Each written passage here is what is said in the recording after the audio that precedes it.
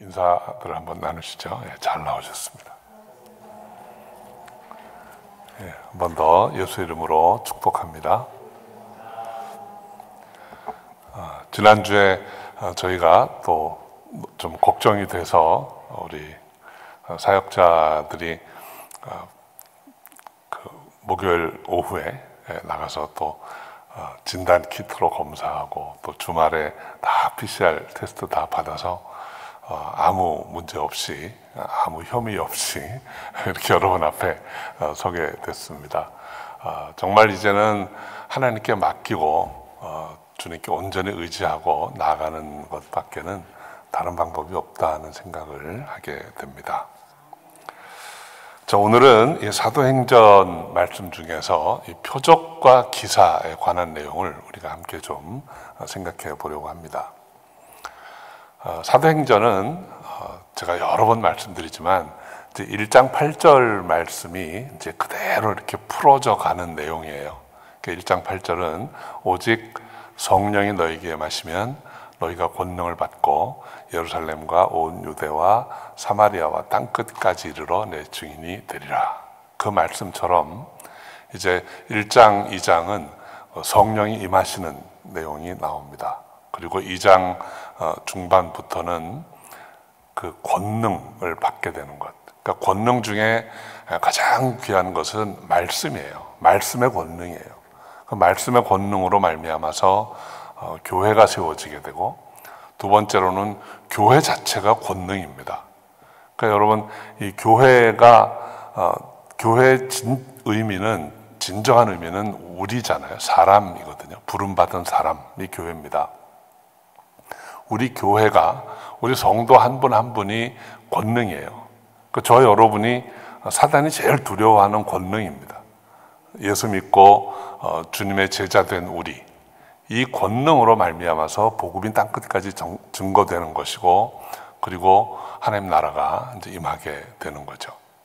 그래서 그 말씀과 교회의 권능이 주어지니까 이제 예루살렘에서부터 교회가 시작해서 온 유대로 또 사마리아로 땅 끝까지 전파되어 가는 것입니다.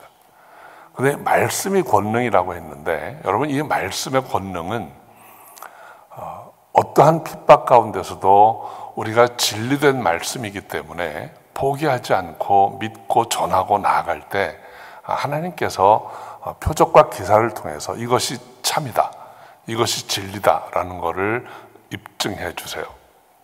그래서 이 사도행전의 앞부분에 보면 이제 교회가 복음을 전하는데 이제 방해하는 세력들이 있습니다. 사두개인들과 바리새인들이 힘을 모아서 사도들이 말씀 전하는 것을 계속 회방하고 핍박을 합니다. 그런데 여러분, 말씀이 진리이기 때문에 핍박이 와도 굴하지 않을 수 있는 거예요. 여러분, 진리가 아닌 것을 우리의 유익을 위해서 전했다고 합시다. 그러면 핍박이 오면 못합니다. 진리가 아닌 것을 위해서 목숨을 걸 수 있는 사람은 없어요. 그러니까 여러분, 이 예수님의 십자가의 죽으심과 부활에 대해서 이제 믿지 않는 자들이 계속 그 거짓말을 퍼뜨립니다. 부활 사기다. 예수님의 시체를 어디다 갖다 숨겨놓고 훔쳐다가 숨겨놓고 거짓말을 하는 것이다, 이렇게 말하는데, 여러분, 제자들이 나중에 진리가 아닌 것 때문에 목숨을 걸지는 않습니다. 그런 바보는 없습니다. 진리이기 때문에 생명을 내놓더라도 굴하지 않을 수 있는 게 이게 하나님의 말씀이에요. 그래서 핍박이 와도 사도들이 굴하지 않고 전했다는 것은 그게 진리라는 의미입니다. 이제 사탄도 아주 영리하기 때문에 복음을 정면으로 공격해봐야 아무 소용없다는 걸 압니다. 그러니까 이제 복음 전하는 교회를 진실하지 못한 공동체로 만들어 보려는 시도가 있었어요. 그게 아나니아와 삽비라 사건입니다. 아나니아와 삽비라에게 적당히 해도 괜찮아, 뭐 세상적인 속담으로 하면 뭐 꽁 잡는 게 매라고 했으니까, 그러니까 헌금 조금 하면 돼, 거짓말 좀 하면 어때, 이런 마음이 그 안에 이렇게 스며들어온 거예요.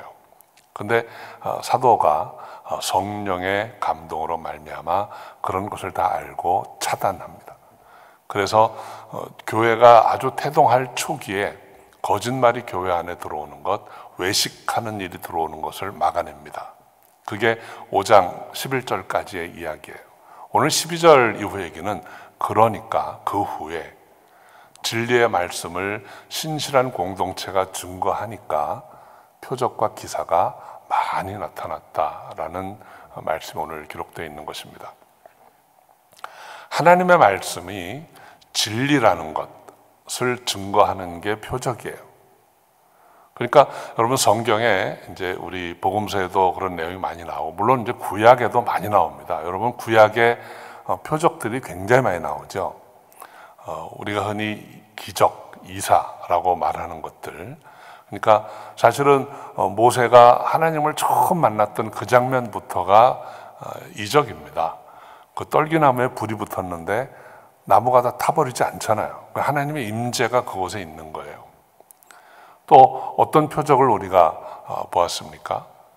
읽고 우리가 알게 된 것, 홍해를 건너는 일, 놀라운 일들이죠. 만나가 하나님의 은혜로 그들에게 주어진 것, 구름 기둥과 불 기둥으로 그들을 인도하신 것, 이 모든 것이 표적입니다. 무슨 표적일까요? 하나님이 하나님이시라는 표적입니다. 하나님의 하나님 되심을 증거하는 게 표적이에요. 신학에 들어오면 예수님께서 많은 표적을 행하십니다. 병든 자를 고치고 중풍병자를 일으키고 귀신을 쫓고 오병이어 표적을 하시고 물 위를 걸으시고 바람을 꾸짖어 명하니까 잠잠해지고 이런 많은 일들이 표적입니다. 무엇을 위한 것입니까? 예수님의 예수님 되심, 예수님의 주 되심에 대한 표적입니다. 사도행전에 들어오면 또 많은 표적이 나타납니다. 그 표적은 무엇 때문에, 무엇을 위한 것일까요? 하나님의 말씀이 진리이신 것에 대한 증거예요. 그러니까 표적은 하나님의 하나님 되심을 뒷받침해주는, 예수님의 주 되심을 뒷받침해주는 것, 그리고 하나님의 말씀이 진리라는 것을 입증해주는, 증거해주는 그런 증거로서의 사인인 것입니다. 이게 표적의 의미예요. 그래서 이 사도행전에는 특별히 표적에 관한 말씀이 자주 나옵니다. 2장, 4장, 5장 계속해서 나옵니다. 사도들로 인하여 기사와 표적이 많이 나타난다. 또 4장 33절에는 사도들이 큰 권능으로 주 예수의 부활을 증거한다. 오늘 5장 12절에도 사도들의 손으로 민간에 표적과 기사가 많이 나타나매 그랬습니다. 여러분, 이 표적이라는 것은, 특히 성경에 나오는 표적과 기사는 우리의 이성으로는 이해가 잘 안 되는 것들이죠. 그래서 흔히 세상적인 표현으로 기적이라고 말하는 것입니다. 그리고 이러한 표적은 우리의 일상생활에서 쉽게 반복될 수 있는 것도 아닙니다. 좀처럼 보기 힘든 일입니다. 그런데 하나님께서 그분의 하나님 되심, 하나님이 우리가 생각해낸, 우리가 고안해낸 어떤 뛰어난 존재 이런 정도가 아니고 자연 법칙을 뛰어넘는, 이 세상을 창조하시고 그것을 언제나 뚫고 들어와서 다스릴 수 있는 분이라는 것을 증거하기 위해서 이런 표적의 기사들이 기록되어 있는 것입니다. 그래서 때로 표적은 우리가 신기해하는 일이기도 합니다. 그런데 여러분, 이 표적이 하나님의 허락하심으로 된 것인가 하는 것을 입증하기 위해서, 그것을 분별하기 위해서 우리가 두 가지를 생각을 해봐야 돼요. 첫째는 이 표적이 하나님이 허락하신 것인가 하는 것을 알려면 결과를 봐야 합니다. 우리 흔히 말하는 so what, 표적이 일어났는데 그 표적 때문에 그래서 어쨌다는 거예요. 이거를 따져봐야 돼요. 여러분, 우리가 놀라운 표적을 보게 되면 이 표적입니다. 그러면 so what 하고 물어봐야 돼요. 이것이 하나님의 하나님 되심을 더 믿게 하는 것인가? 이 표적 때문에 우리가 하나님을 정말로 하나님으로 인정하고 믿게 되는가? 또는 이 표적 때문에 예수가 그리스도이심을 믿고 주님께로 더 나아가게 하는가? 이 표적을 보고 표적 때문에 우리가 교회로 더 모이게 하는가? 하나님께로 더 나아가게 하는가?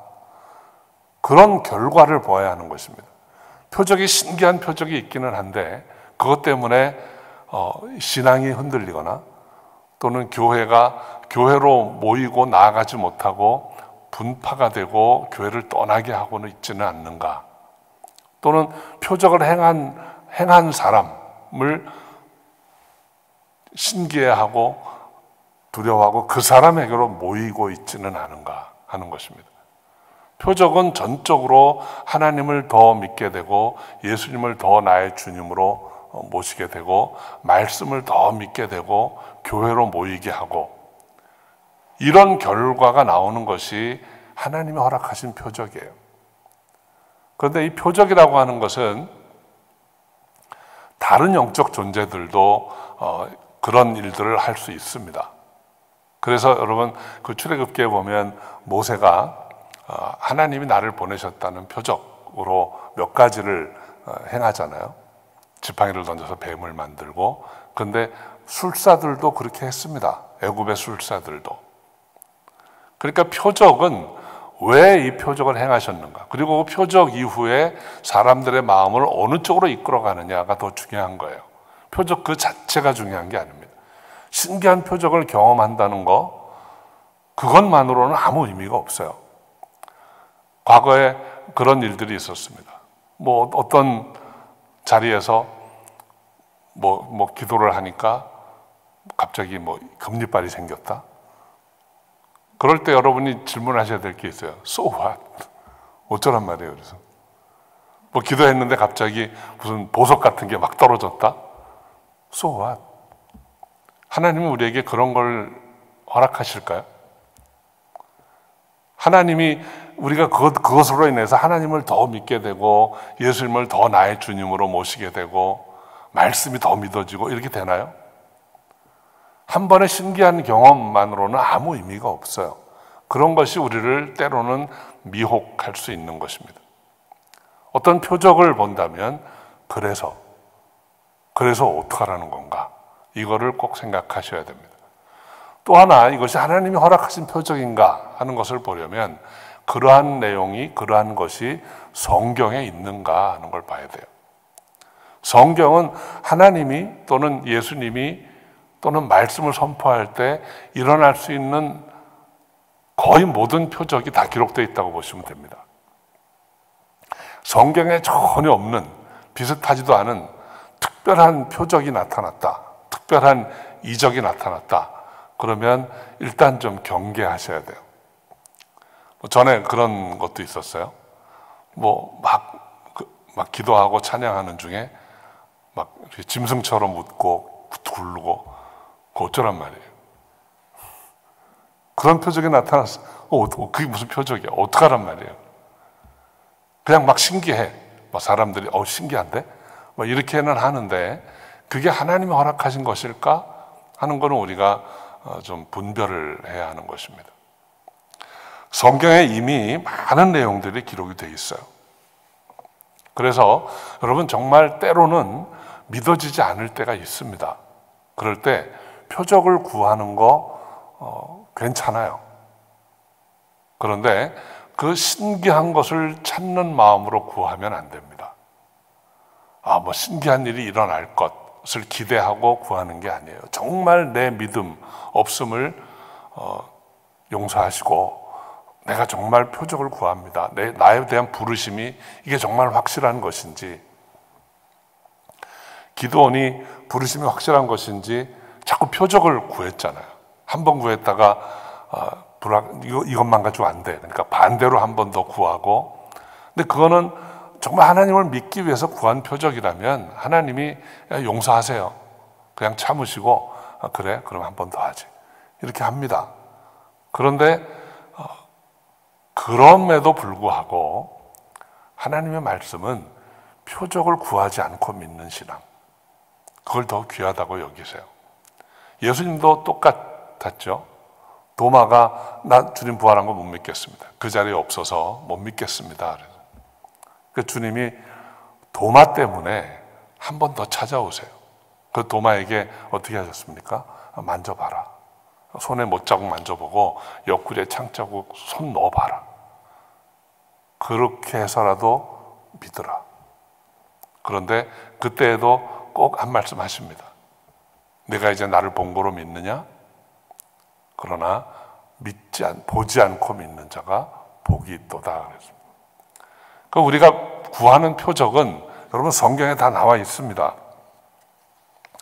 성경에 있는 표적들을 찾아서 읽으시고 그것으로 충분히 믿고 은혜 받으시기를 주의 이름으로 축원합니다. 아주 대표적인 것이 요한복음에 나와 있는 7가지 표적이에요. 그 7가지 표적, 7이라는 숫자는 꽉 찬 숫자잖아요. 그러니까 우리가 볼 수 있는 대부분의 표적은 거기 다 나와 있어요. 7가지 표적 안에. 가나의 혼인잔치로부터 시작해서 계속해서 표적들이 나옵니다. 그 표적들만 잘 읽고 여러분이 믿어도 더 이상 표적을 구하지 않을 수 있습니다. 자, 그런데 이제 오늘 15절, 16절에 보면 아주 대표적인 표적 2가지를 말씀하고 있어요. 사도들이 말씀을 전할 때 그 말씀이 진리라는 것을 증거했던 표적 이 2가지가 나옵니다. 첫째는 병든 사람을 치유하는 역사입니다. 여러분, 치유는 표적이에요. 예수님이 이 땅에 오신 것은 병 고치기 위해서 오신 분이 아닙니다. 이 땅에 오셔서 예수님이 하나님의 권세를 가지신 분, 그리고 예수님이 하시고자 하는 일이 궁극적으로 우리를 회복하시고 치유하시는 일이라는 것을 알게 하시기 위해서 육신의 병든 자를 고치는 일을 행하신 거예요. 우리 사람들이 어쩌면 살아가면서 제일 피부에 와닿는 필요한 것이기도 하기 때문입니다. 그래서 예수님이 병 고치는 일을 많이 하세요. 또 구약에도 보면 그 환자들을 고치는 표적이 나옵니다. 대표적인 것이 구약에서는 문둥병자를 많이 고치는 일이 나와요. 또 신약에는 예수님께서 중풍병자를 고치는 일이 나옵니다. 이 문둥병과 중풍병, 이 2가지 병은 아주 특별한 질병들입니다. 거기에는 아주 중요한 영적 교훈이 담겨 있어요. 여러분, 문둥병이 어떤 병입니까? 신경이 망가진 거죠. 그래서 문둥병 걸리면은 이 말초신경의 아픔을 뇌가 느끼지 못해요. 그러니까 문둥병자들이 과거에 이제 뭐 겨울에 물 들어갔다가 물동이하고 손가락은 남겨두고 그냥 온다 그러잖아요. 떨어져 나가도 아픈 줄도 모르고. 그러니까 이 말단 지체의 아픔을 머리가 느끼지 못하는 거예요. 그게 이스라엘의 시대적인 질병이었어요. 이스라엘 백성들이 고통을 겪고 있는 것을 제사장 그룹이나 바리새인들이나 왕들이 몰랐습니다. 그냥 자기들만을 위해서 살았어요. 하나 되지 못하는 그런 모습이었죠. 중풍병자는 어떤 건가요? 거꾸로 머리가 명령을 내려도 손발이 움직이지 않는 거예요. 못 움직이는 거예요. 하나님이 아무리 말씀하셔도 반응하지 않는 지체들입니다. 시대적인 질병입니다. 그래서 하나님께서 그런 병들을 고치는 기사들을 유독 많이 보여주세요. 어쩌면 그게 진정한 회복입니다.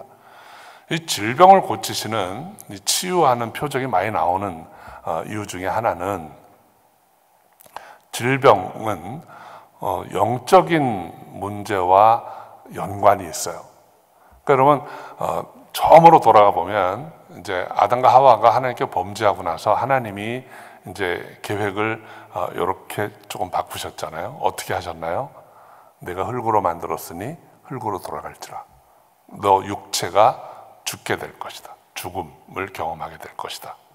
인간이 죽기 위해서는 2가지 패스가 있습니다. 하나는 병으로, 하나는 사고로. 그렇게 죽는 거예요. 그러니까 어떤 의미에서 보면 이 질병도 죄의 결과로 인간이 받게 된 그런 고통 중에 하나입니다. 근데 주님께서 이 질병을 고쳐주는 일들을 하세요. 근데 그게 표적인 이유는, 여러분, 예수님이 고쳐주셨다 그래서 다시 안 죽나요? 예수님이 병든 사람 고쳐주면 이제 영생하나요? 다시 죽죠. 그만 표적일 뿐이에요. 예수님이 명령하시면 나을 수 있다. 그러니까 그런 거를 이제 그 헬라어 수사법으로 이렇게 말합니다. 아포티오라이라는 게 있어요. 예수님께서 명령할 때 육신의 질병, 불과 몇 년 살다가 없어질 육신의 병도 고치시는데, 인간을 입고 이 땅에 오신 예수님이 명령할 때 불과 몇 년 살고 없어질 육신의 병도 고치시는데, 영원하신 하나님의 아들이 명령하시면 영원한 생명을 갖지 못할 영벌에서 영원한 생명을 얻게 되지 않겠느냐, 이런 거예요. 그게 아포티오라이라는 수사법입니다. 그러니까 이 땅에 표적을 행하신 이유는 다 근원적인 질병의 치유를 말씀하시기 위한 거예요. 예수님은 우리의 영원한 병, 죽음에 이르는 영원한 병을 치유하셔서 다시는 죽지 않고 영원히 살게 되는 영생으로 인도하시는 분이라는 것을 알아야 합니다. 예수 이름으로 병 고칠 때 그것을 잡아야 되는 거예요. 예수 이름으로 병 고쳤으니까 몇 년 더 살게 돼서 잘 됐다, 다음에 병 걸리면 또 기도 받아야지, 그게 아닙니다. 언제까지 계속 기도 받으면서 연명할 건가요? 어쩌면 우리에게 죽음의 위기가 다가왔을 때, 내 생명을 위협하는 중병이 왔을 때 우리는 그 병의 문제를 옆에 잠깐 내려놓고 하나님 앞에 무릎 꿇고 1대1로 이 문제를 해결을 봐야 돼요. 이래서 내가 지금 죽으면 어떻게 되나? 그냥 한없이 두렵고 말 것인가? 아니면 이렇게 해서 내가 지금 죽으면 하나님께로 간다, 내가 예수 믿고 부활해서 하나님 나라에 올라간다, 그러면 죽음은 끝도 아니고 비통한 것도 아니고 잠깐 지나갈 문과 같은 것이고, 오히려 영원한 생명에 이르는 입구가 되는 것입니다. 그래서 우리가 살아가는 이가 예수 믿고 이 세상을 떠나게 되면 비통하게 슬퍼하는 게 아니죠. 함께 더 있지 못하기 때문에 섭섭하기는 해도 이제 영원한 하나님 나라에 들어가게 되었으니까 감사하고 기뻐할 일입니다. 병 고치는 거는 표시예요, 사인이에요, 표적입니다. 이것을 우리가 기억해야 하는 것입니다. 두 번째로 본문에 나와 있는 또 하나의 표적은 더러운 귀신을 쫓아내는 것입니다. 여러분, 이 귀신은 하나님의 일을 회방하는 그 영적인 그 벽과 같은 것입니다. 그래서 여러분, 예수님이 이 땅에 오실 때, 예수님이 이 땅에 오신 것을 제일 먼저 알아본 존재는 귀신입니다. 아주 초기부터 귀신은 예수님을 알아봅니다. 사람들이 알아보기 전에 귀신들이 먼저 나와서 성경 표현대로 하면 뭐라 그러나 지절지절대고 말을 그 앞에서 많이 했어요. 예수님이 공생 시작하려고 할 때 사탄이 제일 먼저 찾아와서 예수님을 시험했습니다. 하나님 방법대로 하지 말고 세상 사람들이 좋아할 방법으로 해라. 그래서 돌로 떡을 만들어 보아라, 높은 곳에 뛰어내려 보아라, 내게 경배하면 천하 모든 권세를 주리라. 사실 여러분, 인간적으로 보면 돌로 떡을 만드는 능력, 하늘에서 높은 곳에 뛰어내렸을 때 털끝 하나 다치지 않는 그런 놀라운 모습을 사람들에게 보일 수 있다면, 또 많은 권세와 능력을 가진 왕과 같은 그런 모습으로 예수님이 사역을 했다면 아마도 세상적으로, 인간적으로는 더 영향력이 있었을지 몰라요. 그러나 그것은 예수님이 대속의 십자가를 지러 가는 길과는 전혀 다른 길이었습니다. 근데 사탄은 예수님에게 그런 길을 계속 제안하고 유혹했던 것이죠. 예수님께서 말씀으로 그 유혹을 물리치시니까 그다음부터 더러운 귀신들이 이제는 예수님께는 안 되니까 사람들에게 붙어서 예수를 영접하지 못하도록, 받아들이지 못하도록 계속 해방하는 일들을 했던 거예요. 그래서 예수님께서 귀신 들린 자를 만날 때마다 그에게서 귀신을 쫓아내셨던 것입니다. 그러니까 아무리 두려워하는 권세, 세상 사람들이 우리가 보기에 두렵다 하고 느끼는 권세들도 예수 이름 앞에는 아무 힘이 없습니다. 여러분, 예수 이름의 권세는 예수님만이 누리신 것이 아니에요. 오늘날 예수 믿는 우리에게도 그 권세를 사용할 수 있는 아주 합법적인 그런 허락을 해 주셨습니다. 그래서 여러분, 마가복음 16장 17절에 믿는 자들에게는 이런 표적이 따르리니 곧 저희가 내 이름으로 귀신을 쫓아내며 너희가 새 방언을 말하며 병든 자에게 손을 얹은 즉 나으리라. 우리가 하나님 앞에 기도할 수 있고, 그래서 내 영을 세워갈 수 있고, 병든 자를 위해서 기도할 때 하나님이 낫게 하시고, 그리고 귀신을 명할 때 예수 이름으로 명하면 귀신이 쫓겨나고, 이게 저와 여러분이 할 수 있는 일들이에요. 그거는 그냥 성경에만 기록되어 있는 이미 끝난 은사 아닌가요? 이런 의문을 가진 분도 있고, 어떤 분은 그거는 기도 많이 하는 목사님들이나 하는 거지 우리가 어떻게 감히, 이런 생각을 하시는 분도 있는데, 성경은 전혀 그렇게 기록되어 있지 않습니다. 성경 뭐라고 그랬나요? 아무 수식, 아무 조건, 아무 제한도 없어요. 믿는 자에게는 이런 표적이 따르리니. 표적이라고 그랬습니다. 그러니까 여러분이 갑자기 그런 능력자가 되는 게 아니에요. 여러분이 주의 말씀 의지해서 귀신 들려서 고생하는 사람에게 내가 나선 예수 이름으로 명하노니 나오라. 나오는 거예요. 막 소리 지르고 욕하고 막 담이 세야 되는 게 아니에요. 제가 교회를 개척하고 얼마 안 지나서 저희 교회에 어느 어린아이가 왔어요. 고등학생인데 정말 귀신 들려서 너무 힘들어하는 아이예요. 제가 개척하고 처음 오신 아주 새 가족인데 정말 좀 편안한 분을 안 보내주시고 왜 그런 분을 보내주셨는지. 그래서 이제 그 집에 신방을 해서 대화를 나누고 귀신을 쫓았어요. 제가 어떻게 쫓았을까요? 그냥 조용히 얘기했어요. 눈 똑바로 쳐다보면서 나사렛 예수의 이름으로 명하노니 나오라. 그러니까 아이가 갑자기 푹 가더라고요. 그러니까 같이 따라갔던 전도사님이 계셨는데 나중에 나오면서 그래, 나 세상에 이렇게 점잖게 귀신 쫓는 거 처음 봤다는 거예요. 여러분, 귀신이 내 목소리가 점잖고 내 목소리가 와일드하고 여기에 따라서 움직일까요? 예수 이름이에요. 내가 예수님을 분명히 믿는다면, 확실하게 믿는다면, 그 권세를 의지한다면 예수 이름으로 명하노니 나오라 그러면 나오는 거예요. 저 때문에 나오는 게 아니고 그 예수 이름 때문에. 여러분, 은행에 책에 사인하실 때 멋있게 하면 돈 좀 더 주나요?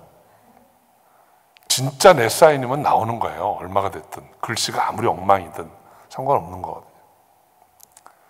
표적입니다. 이게 갑자기 내게 그런 능력이, 전권이 주어진 게 아니고 표적인 거예요.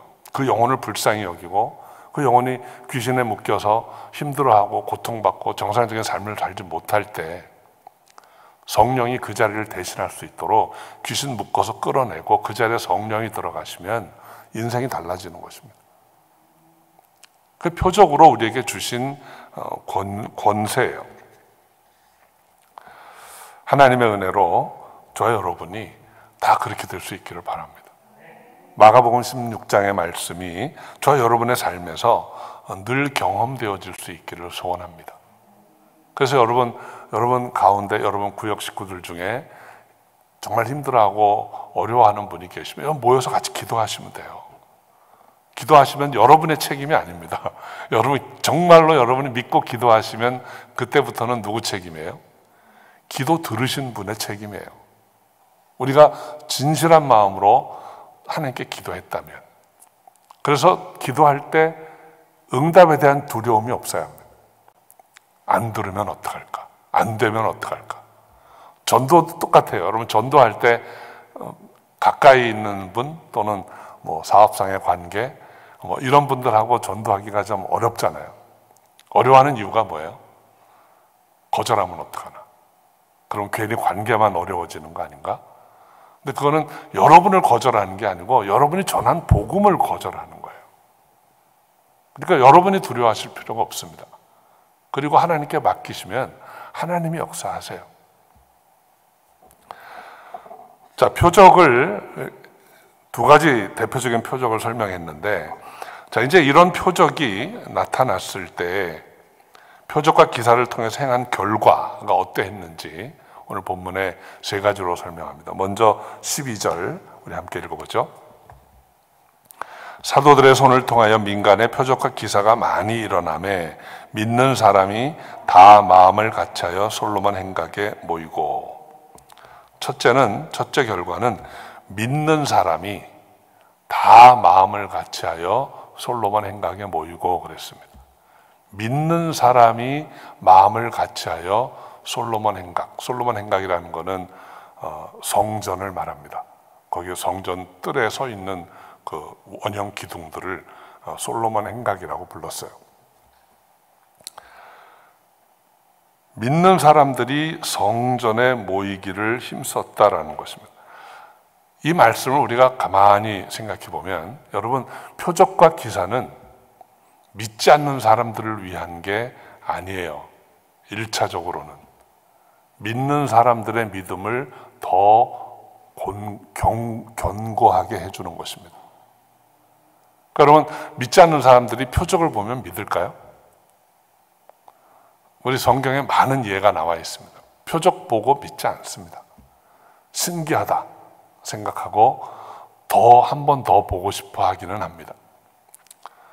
헤롯도 예수님을 신문할 때 잡아다가 그 성경에 뭐라고 기록되어 있어요? 헤롯이 어떤 마음으로 예수님을 신문했어요? 신기한 일이 있을까 보려고.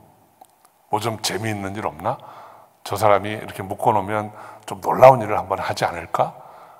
이런 호기심으로 다가갔다 그랬습니다. 여러분, 놀라운 표적 보고 예수 믿지 않아요. 표적 보면 한 번 더 보고 싶어 하고 신기한데? 그 정도입니다. 혹시 사람들 마음에 이렇게 한번 도전을 주고 계기가 되게 할 수는 있어요. 근데 그것으로 믿게 하지는 못합니다. 변증도 마찬가지입니다. 우리가 철학적으로 논리적으로 하나님 되심, 예수님의 부활, 동정녀 탄생 이런 거 다 변증해요. 뭐 우리 목회학 훈련하는 과정 중에 그 변증이 있습니다. 신학 공부하면 다 하죠. 그런데 변증에 이긴다고 그 사람이 예수 믿는 거 아니에요.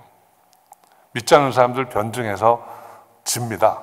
여러분 관심 있으시면 그 미국 채널 중에 라디오 방송들 많아요. 뭐 캘버리 채플에서 하는 거, 뭐 그 외에도 여러 방송 채널들이 있는데 아주 심심치 않게 기독교 변증학자들하고 믿지 않는 불신 철학자들하고 논쟁하는 게 많이 나옵니다. 믿지 않는 사람들이 들어도 그 불신자들이 하는 얘기가 앞뒤가 안 맞아요. 논리적으로 말이 안 돼요. 그래서 대개 기독교 변증학자들이 이깁니다. 논쟁하면. 그런데 그런다고 그 사람들이 믿는 거 아니에요. 제가 변증학 한 학기를 마치고 이제 우수한 성적으로 패스했습니다. 우수한 성적이래 봐야 뭐 거기서 거기지만. 근데 마지막 시간에 기말시험 끝나고 우리 변증학 가르쳤던 교수님이 아주 미국 내에서 넘버원이에요. 아주 훌륭한 분인데 JP 몰랜드라는 분입니다. 그분이 이제 너희들 변증 다 이렇게 공부했으니까 나가면 이제 어떤 사람 만나도 다 전도할 것 같지. 니들이 변증에 이겨도 그 사람들 안 믿어. 너 잘났다 그러고 안 믿는다. 성령이 임하지 않으면 안 믿습니다. 표적을 보아도 논리적으로 납득이 돼도 그래도 안 믿습니다. 믿음은 성령의 역사예요. 하나님의 선물이에요. 그러니까 여러분이 믿고 이 자리에 나와 있다는 것은 정말 그것만으로도 놀라운 축복입니다. 아무리 믿으려고 해도 안 되는 사람들이 많아요. 그러니까 그러니까 이 표적은 믿는 자들의 믿음을 더 굳게 해줍니다. 변증은 믿는 자들의 믿음의 확신이 흔들리지 않게 해주는 거예요. 변증을 공부하기 전과 공부한 다음과는 이 확신의 정도가 다릅니다. 그래서 믿지 않는 사람들을 더 불쌍히 여기게 되는 거예요. 아, 저 사람들 믿어야 되는데. 믿는 사람들의 믿음을 더 굳게 한다는 게 첫 번째입니다. 두 번째는 13절 말씀인데 한번 같이 읽어볼까요? 그 나머지는 감히 그들과 상종하는 사람이 없으나 백성이 칭송하더라. 믿는 사람들 말고 그 나머지는 감히 그들과 상종할 수 없었다는 거예요. 무슨 말씀일까요? 그 말씀을 전하는 사도들, 그리고 진리의 말씀을 전할 때 표적이 나타나고 그 사도들이 병든 자에게 기도할 때 낫게 되고 귀신을 명해서 쫓아내는 일들을 보면서 감히 상종할 수 없었다 그랬어요. 더 이상 가서 시비를 걸거나 이렇게 하지 못했다는 거예요. 두려워했다는 거예요. 여러분, 이 두려워한 것이 과연 무엇이었을까요? 우리가 그들이 두려워한 것의 끝을 가봐야 됩니다.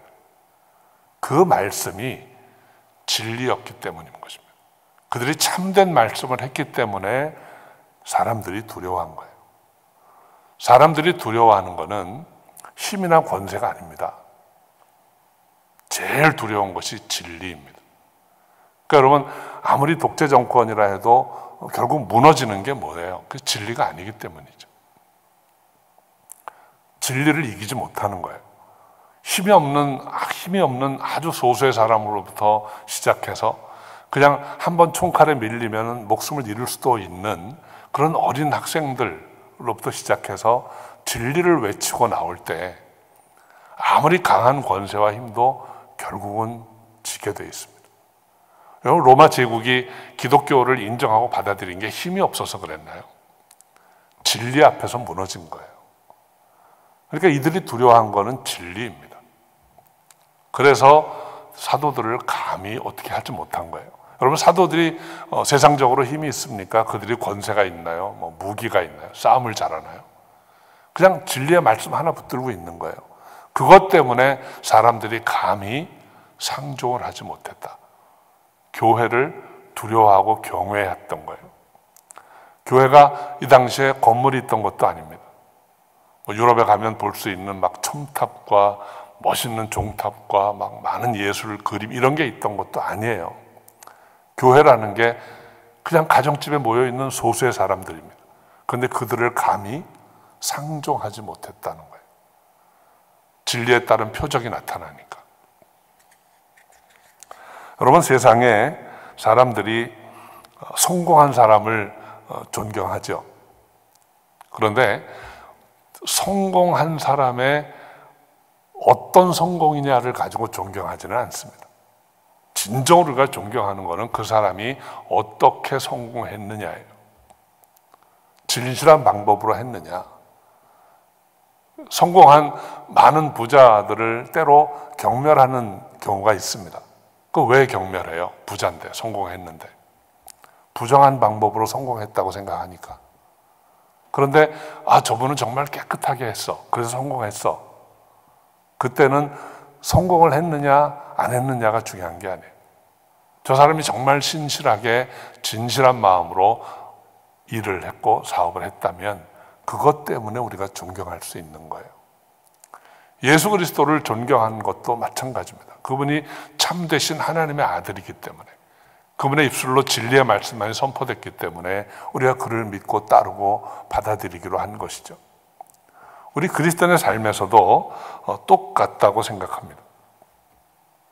우리의 삶이 참되지 못하면 우리가 전하는 말씀이 아무리 멋있고 논리적으로 맞고 훌륭하다 할지라도 우리의 삶이 그것을 따라주지 못하면, 그래서 간단히 말씀드리면 우리가 전하는 복음의 표적과 기사는 우리의 삶이에요.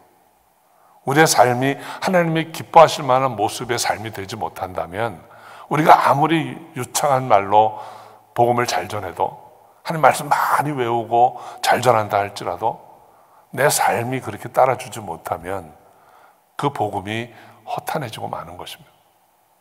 기껏 돌아오는 말이 너나 잘 살아, 이런 말로 돌아올 수밖에 없는 거예요. 우리는 놀라운 표적과 기사를 때론 부러워하기도 하고 나도 그렇게 할 수 있으면 하는 생각이 들 때도 있습니다. 그런데 표적과 기사는 우리가 바란다고, 우리가 노력한다고, 우리가 연습한다고 내게 되는 게 아닙니다.